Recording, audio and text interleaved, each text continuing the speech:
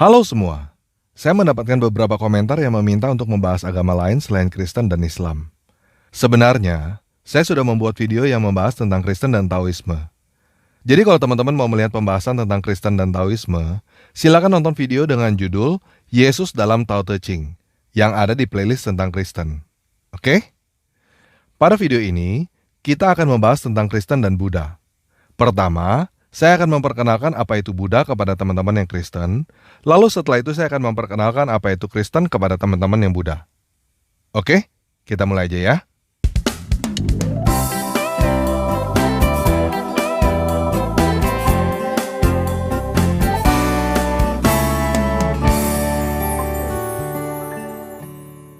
Nah, biasanya orang awam kalau mendengar agama Buddha, yang ada di pikirannya adalah Tong Samchong, Sun Gokong, dan Chupat Kai yang ada di kisah perjalanan ke barat. Jadi pertama kita buang dulu mitos-mitos tentang ajaran Buddha ya. Kita buang kisah Sun Gokong yang adalah dongeng pada abad ke-16. Yang kedua, kita di Indonesia tidak terlalu membedakan antara Taoisme, Konghucu, dan Buddha. Hal ini terjadi karena sejak zaman Presiden Soeharto, agama yang diakui di Indonesia hanya 5. Islam, Katolik, Kristen, Buddha, dan Hindu. Jadi kebanyakan teman-teman keturunan China, di KTP-nya Buddha, tetapi sebenarnya bukan Buddha, melainkan Konghucu dan Taoisme. Pada video ini, kita pisahkan Buddha dengan Konghucu dan Taoisme.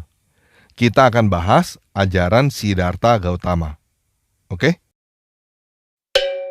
Nah, ajaran Buddha bukan berasal dari China, tetapi dari India. Siddhartha Gautama adalah seorang anak raja yang hidup pada tahun 600-an sebelum Masehi, kurang lebih sejaman dengan Lao Tzu dan Konghucu, sebelum adanya dinasti Qin dan tembok besar China. Kira-kira pada zaman bangsa Israel dibuang ke Babilonia. Nah, Pangeran Siddhartha adalah anak yang baik dan cerdas. Ayahnya, Raja Sudodana, takut anaknya menjadi petapa, sehingga Pangeran Siddhartha tidak diizinkan keluar untuk melihat penderitaan. Namun suatu hari, Pangeran Siddhartha keluar dari istana dan melihat kehidupan yang penuh penderitaan. Dan seperti yang ditakutkan oleh ayahnya, pada usia 29 Pangeran Siddhartha menjadi petapa. Dia keluar dari istana, meninggalkan istri, anak, dan segalanya untuk mencari jawaban. Kenapa hidup penuh penderitaan? Dan bagaimana caranya supaya keluar dari penderitaan. Pada usia 35, petapa Siddhartha mendapatkan jawaban atas semua pertanyaannya. Dan ini yang disebut dengan mendapatkan pencerahan atau menjadi Buddha. Arti kata Buddha adalah sadar atau mendapatkan pencerahan. Dasar ajaran Buddha disebut dengan 4 kebenaran mulia. Yang pertama adalah dukkha, atau bisa disebut juga kesengsaraan atau penderitaan. Kelahiran adalah dukkha. Usia tua adalah dukkha. Penyakit adalah dukkha. Sedih, ratap tangis, derita badan, duka cita, putus asa adalah dukkha. Berkumpul dengan yang tidak disenangi adalah dukkha. Berpisah dari yang dicintai adalah dukkha. Tidak memperoleh apa yang diinginkan adalah dukkha. Yang kedua, penyebab dukkha adalah keinginan. Yang ketiga, untuk menghilangkan dukkha, caranya adalah menghilangkan keinginan. Yang keempat, cara untuk menghilangkan keinginan disebut dengan jalan mulia berunsur 8, yaitu pengertian yang benar, pikiran yang benar, ucapan yang benar, perbuatan yang benar, pencaharian yang benar, daya upaya yang benar, perhatian yang benar, dan konsentrasi yang benar. Ujung yang ingin dituju oleh ajaran Buddha bukan surga, tetapi nirwana. Secara literal, nirwana artinya adalah kepunahan atau pemadaman. Nirwana bukan tempat, tetapi suatu kondisi di mana seseorang sudah terlepas dari segala penderitaan, yang artinya terlepas dari segala keinginan. Termasuk keinginan untuk masuk surga, atau keinginan untuk reinkarnasi, atau apapun juga itu. Sampai di sini paham ya? Nah, itu adalah dasar dan inti ajaran Buddha. Pertanyaan pertama yang pasti teman-teman mau tanyakan tentang Buddha adalah tentang ketuhanan. Supaya teman-teman bisa mengerti apa pandangan Buddha tentang ketuhanan, kita samakan bahasa dulu ya. Siddhartha Gautama hidup di India dengan latar belakang agama Hindu. Di dalam agama Hindu, ada banyak dewa, dan ada dewa pencipta yang bernama Brahma. Bahasa Inggris dewa adalah God, bahasa Yunaninya adalah Theos, bahasa Ibraninya adalah El, bahasa Arabnya adalah Il. Bentuk jamak dari dewa adalah dewata, bahasa Ibraninya adalah Elohim, bahasa Arabnya adalah Ilah. Nah, jadi apa yang teman-teman maksud dengan Tuhan? Kalau yang teman-teman maksud dengan Tuhan adalah dewa, sesuatu dengan kekuatan supranatural, maka jawabannya adalah umat Buddha percaya bahwa mereka, para dewata itu, ada. Namun kalau Tuhan yang teman-teman maksud adalah suatu dewa yang menciptakan segalanya dengan konsep tetangga dari Arab, maka Buddha akan menjawab dengan pertanyaan seperti ini. Jika dewa itu menciptakan segalanya, berarti dewa itu juga menciptakan segala duka ini. Kalau menurutmu dewa itu yang menciptakan segala duka ini, lalu untuk apa kamu menyembah dewa itu? Kamu menyembah dewa pencipta itu juga tidak menghilangkan duka, kan? Bisa paham ya? Nah, apakah dengan menjadi Buddha yang mencapai nirwana artinya menjadi dewa? Enggak, guys. Menjadi Buddha bukan berarti menjadi dewa. Mencapai nirwana bukan berarti masuk surga. Mencapai nirwana berarti sudah terlepas dari segala keinginan. Jadi, kalau ada teman-teman yang ingin kaya, ingin mendapatkan jodoh, atau ingin apapun, lalu berdoa memohon kepada Buddha, teman-teman salah alamat. Buddha akan menjawab dengan mengajarkan kepada teman-teman supaya melepaskan segala keinginan itu. Jadi, Buddha jelas akan menolak ajaran seseorang yang ingin kawin dengan bekas bini orang lain, lalu berkoar kemana-mana bahwa itu dewa yang suruh. Di dalam sudut pandang Buddha, seseorang yang ingin kawin dengan bekas bini orang lain adalah sesuatu yang membawa penderitaan. Dan berkoar-koar bahwa hal itu adalah dewa yang suruh adalah tindakan melempar kesalahan kepada dewa. Jadi, jika ada biksu yang bertemu dengan seseorang yang ingin kawin dengan bekas bini orang lain, lalu berkata bahwa itu dewa yang suruh, biksu itu pasti menjawab, "Sancai, sancai, bertobatlah, tinggalkanlah nafsu duniawi." Paham ya? Nah, menurut saya, ajaran Buddha sangat bagus. Ajaran Buddha dari India jauh lebih bagus daripada ajaran orang Arab. Buddha membuktikan bahwa manusia sebenarnya tidak butuh dewa, Tuhan, surga neraka, dan sebagainya untuk berbuat baik dan menjauhi kejahatan.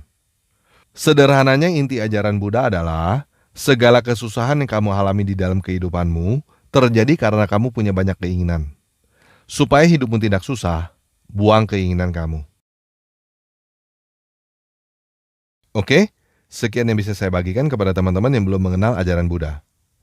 Kalau teman-teman tidak yakin dengan apa yang saya katakan tentang ajaran Buddha, silakan bagikan video ini kepada biksu dan tanyakan kepada biksu itu, apakah yang saya katakan tentang ajaran Buddha ini benar atau salah. Maksud saya, jangan tanyakan kepada umat Buddha KTP, karena mereka sebenarnya bukan beragama Buddha dan sama nggak taunya dengan kamu. Nah, sekarang gantian saya ingin memperkenalkan kabar baik tentang Yesus kepada teman-teman yang Buddha beneran dan Buddha KTP. Yesus adalah keturunan Raja Israel yang lahir ketika negaranya dijajah oleh bangsa lain. Dia lahir menderita di kandang domba. Seumur hidupnya, dia selalu mengajarkan dan memberikan teladan untuk mengasihi. Namun dia tidak mendapatkan balasan yang layak atas segala kebaikan yang dia lakukan. Dia menyembuhkan orang, tetapi balasan yang dia dapat adalah tuduhan menghujat agama. Dia dihukum mati dengan cara yang sangat menderita, seperti layaknya seorang penjahat yang paling jahat, yaitu disalibkan oleh orang Romawi.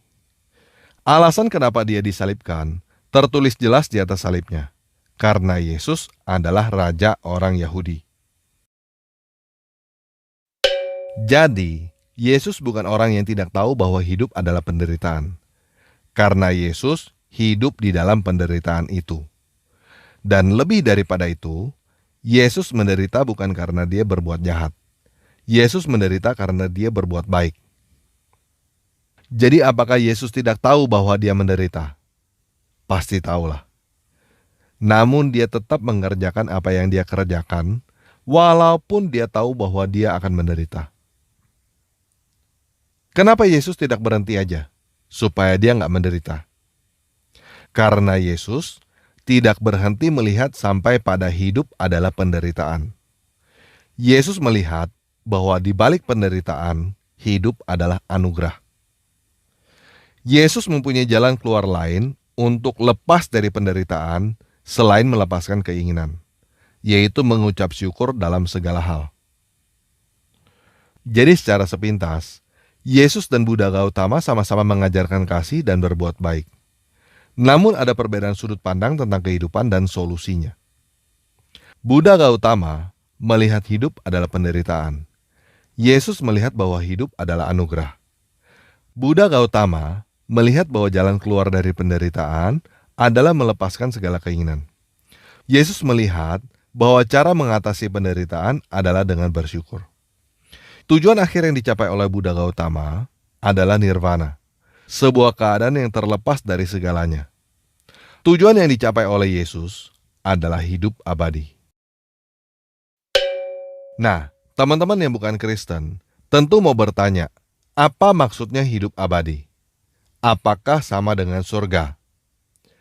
Jadi begini, dari tadi saya memberikan informasi tentang Buddha Gautama dan Yesus dari sisi kemanusiaan. Namun sekarang, saya harus menjelaskan dari sisi supranatural. Yang pertama, saya ingin memberitahukan bahwa Kristen tidak mengenal reinkarnasi seperti yang teman-teman tahu. Dan pada video ini, saya tidak memperdebatkan tentang reinkarnasi. Jadi, cukup sampai teman-teman tahu bahwa di dalam ajaran Kristen, hidup ini hanya sekali. Oke? Bisa terima ya? Nah, tadi saya sudah menjelaskan pandangan Buddha tentang Dewa Pencipta. Untuk apa menyembah dewa yang menyebabkan semua penderitaan ini? Jadi sekarang, saya akan menjawab pertanyaan Buddha dengan apa yang tertulis di dalam kitab suci Kristen. Di dalam kitab suci, tertulis bahwa Dewa Pencipta itu menciptakan segalanya baik. Dia menciptakan manusia serupa dengan dewata, tidak dengan penderitaan, tidak dengan kematian. Dewa Pencipta itu menciptakan manusia untuk hidup abadi dengan kebebasan, untuk mengusahakan dan memelihara dunia. Jadi, manusia bukan diciptakan untuk menyembah dewa, tetapi untuk menjadi seperti dewa.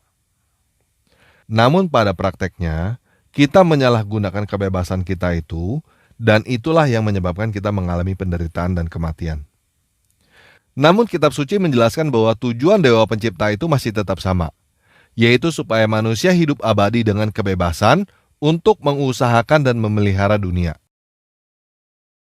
Bagaimana caranya manusia bisa hidup abadi dengan kebebasan untuk mengusahakan dan memelihara dunia? Sedangkan kenyataannya, kita semua pasti mati. Nah, inilah kabar baik tentang Yesus Kristus. Yesus Kristus adalah Dewa Pencipta itu yang datang menjadi manusia untuk mengajarkan manusia bagaimana caranya supaya bangkit dari kematian dan hidup abadi. Kitab suci mencatat bahwa setelah Yesus mati disalibkan, dia bangkit hidup kembali pada hari yang ketiga, lalu dia naik ke langit untuk mempersiapkan langit dan bumi yang baru bagi orang-orang yang mengikuti dia. Kitab suci mencatat bahwa kehidupan di langit dan bumi yang baru itu tidak akan ada lagi penderitaan, tidak akan ada lagi kematian, tidak akan ada lagi tangisan. Jadi, hidup abadi bukanlah surga dalam pengertian roh di suatu tempat yang menyenangkan. Tetapi hidup abadi itu artinya adalah roh keluar dari dunia orang mati dan hidup kembali secara fisik. Persis seperti Yesus bangkit dari kematian secara fisik. Abadi di langit dan bumi yang baru. Nah, buat teman-teman yang mau bertanya, apakah Yesus benar-benar bangkit dari kematian dan hidup abadi? Jawabannya adalah iya. Kebangkitan Yesus dari kematian adalah catatan sejarah, bukan dongeng. Seperti Siddhartha Gautama menjadi Buddha dan mencapai nirvana adalah catatan sejarah, bukan dongeng. Jadi, sekarang teman-teman mempunyai dua pilihan. Teman-teman mau melihat hidup adalah penderitaan atau mau melihat hidup adalah anugerah. Teman-teman mau lepas dari segala keinginan atau mau bersyukur dalam segala hal. Kalau teman-teman mau menuju nirvana, silakan ikuti ajaran Buddha Gautama. Kalau teman-teman mau menuju hidup abadi di langit dan bumi yang baru, silakan ikuti ajaran Yesus. Nah, buat teman-teman Buddha, Konghucu, dan Taoisme yang ingin tahu lebih lanjut tentang Yesus, saya sarankan teman-teman supaya baca Alkitab sendiri. Tetapi saya tidak menyarankan teman-teman untuk baca Alkitab terjemahan Lai, supaya teman-teman tidak rancu antara dewanya orang Kristen dengan dewanya orang Arab yang mau kawin dengan bekas bini orang lain itu loh. Teman-teman paham dong siapa maksudnya? Jadi saya menyarankan teman-teman Buddha, Konghucu, dan Taoisme untuk membaca Alkitab terjemahan ILT atau IMB kalau mau baca Alkitab dalam bahasa Indonesia, atau baca Alkitab bahasa Mandarin jika teman-teman mengerti bahasa Mandarin, atau baca Alkitab bahasa Inggris. Mulainya dari kitab Matius ya. Oke, sekian video kali ini. Yesus Kristus Dewa saya memberkati kita semua.